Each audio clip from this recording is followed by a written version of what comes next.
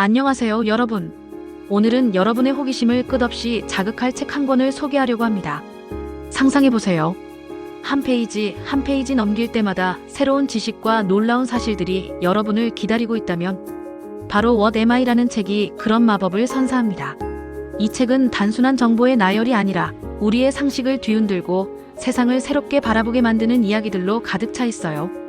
학생들에게 왜 이렇게 인기가 많을까요? 그리고 왜 이 책을 여러분, 특히 자녀들에게 꼭 권하고 싶을까요? 지금부터 그 비밀을 함께 파헤쳐 보겠습니다. 하지만 너무 빨리 달려가지 말고요. 이 영상이 끝날 때까지 여러분의 호기심이 어떻게 폭발하는지 지켜보세요. 그리고 중간중간 여러분이 와, 이건 정말 하며 놀랄 포인트들을 놓치지 마세요. 자, 준비되셨나요? 그럼 시작해볼게요. 이 책의 매력을 더 깊이 느끼고 싶으신 분들은 제가 참고한 블로그에서 What Am I의 PDF 파일을 다운로드 받을 수 있어요. 아래 링크를 확인하시고 이 책을 꼭 읽어보시길 추천드립니다. 믿기지 않을 만큼 흥미로운 지식이 여러분을 기다리고 있답니다. 본론 What Am I가 주는 놀라운 지식의 세계. 1. 무담보대출의 혁신 그라민 은행의 기적. 첫 번째로 소개할 이야기는 방글라데시에서 시작된 기적 같은 이야기입니다. 여러분, 돈을 빌려줄 때 담보가 없으면 어떨 것 같으신가요? 보통은 돈을 못 갚으면 어쩌지? 라는 걱정이 먼저 들죠. 하지만 방글라데시의 은행가이자 경제학 교수인 무하마드 유누스는 이런 상식을 완전히 뒤바꿈했습니다. 그가 설립한 그라민 은행은 담보 없이 소규모 집단에게 돈을 빌려주는 마이크로 크레디트 시스템을 도입했어요. 그라민 은행의 독특한 점은 대출을 받은 10명 이하의 소규모 집단이 서로 책임을 지는 방식이에요. 한 명이 돈을 갚지 않으면 그룹 전체가 책임을 지는 거죠. 이 방식, 과연 성공했을까요?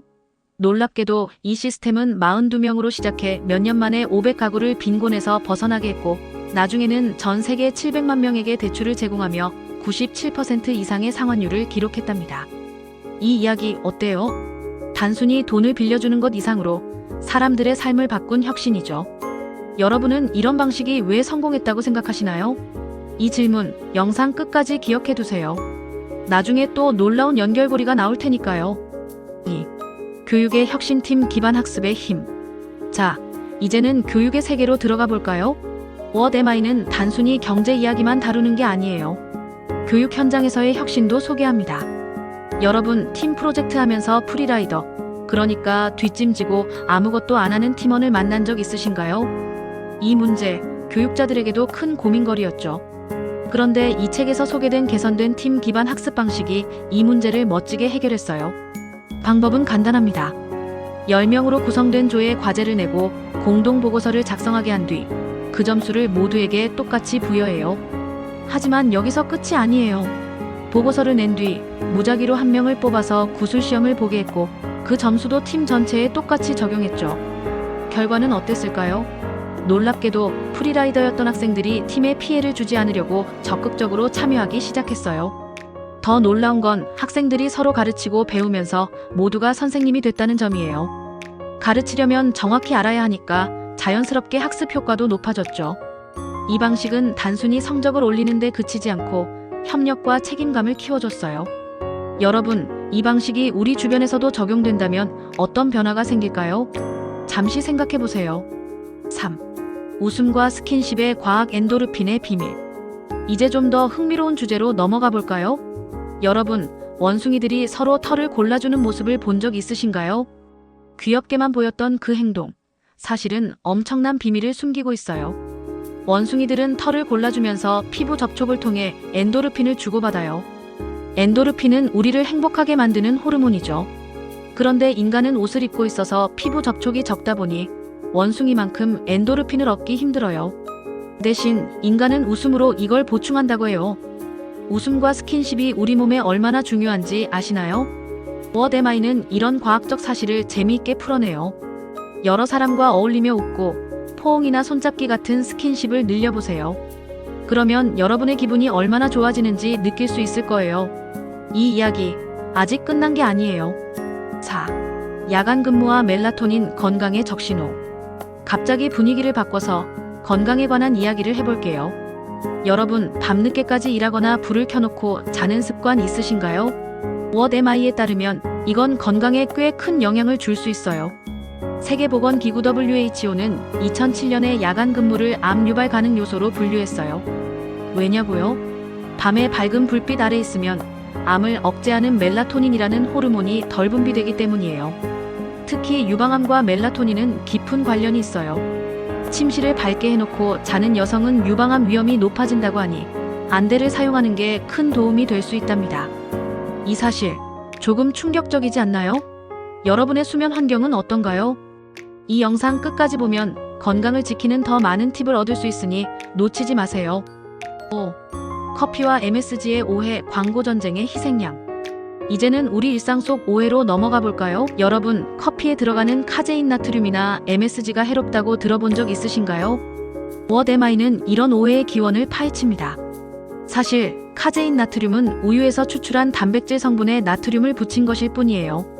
그런데 한 커피 회사가 경쟁사를 이기기 위해 카제인 나트륨은 독극물이라는 광고를 내보냈고 이게 사람들 머릿속에 각인된 거죠. 결국 한국식품안전연구원이 나서서 카제인 나트륨은 무해하다고 밝혔지만 그 광고의 여파는 아직도 남아있죠.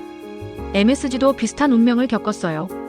중화요리증 후군이라는 오해가 퍼졌지만 과학적으로 MSG는 무해하며 오히려 감칠맛을 통해 식욕을 돋우는데 도움을 준답니다. 심지어 모유에도 MSG의 주성분인 글루탐산이 들어있어요. 일본이 MSG 소비 1위 국가인데도 세계 최장 수국이라는 사실, 놀랍지 않나요? 이 이야기 어디까지 이어질까요? 다음 주제도 이런 오해와 진실에 관한 거니까 계속 집중해주세요. 6. 하이에나와 위산자연의 청소부.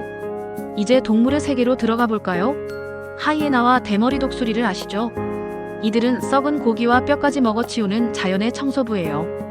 어떻게 그럴 수 있을까요? 비밀은 위산에 있어요. 이들의 위산은 pH1로 사람 pH2보다 10배 강력하죠. 이 강한 위산 덕분에 썩은 고기도 문제없이 소화할 수 있는 거예요.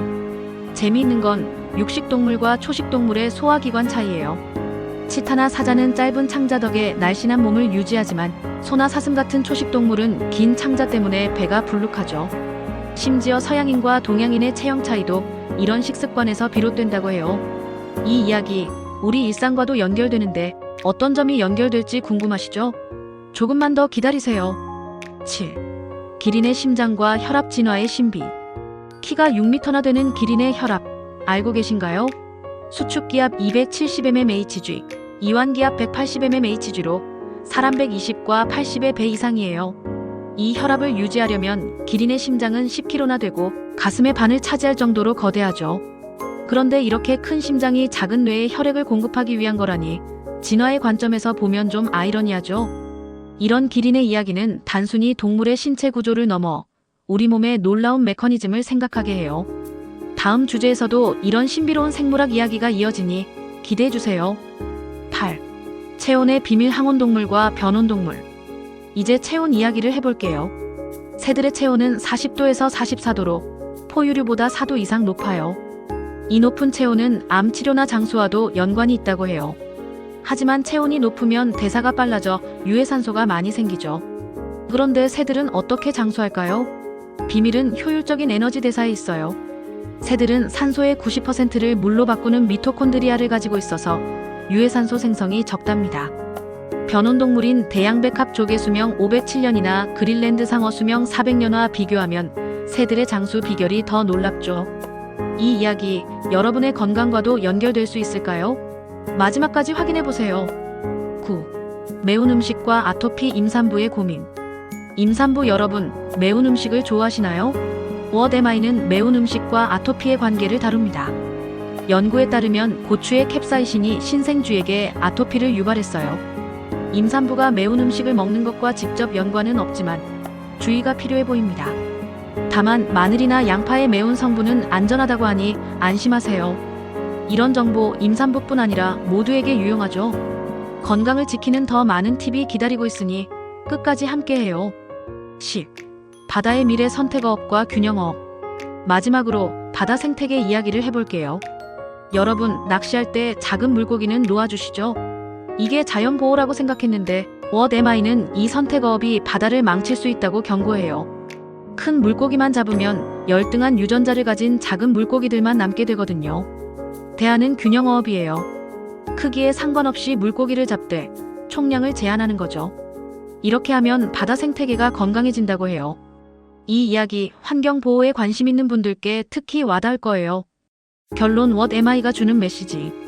자, 여기까지 What am I의 놀라운 이야기들을 함께 탐험해봤습니다.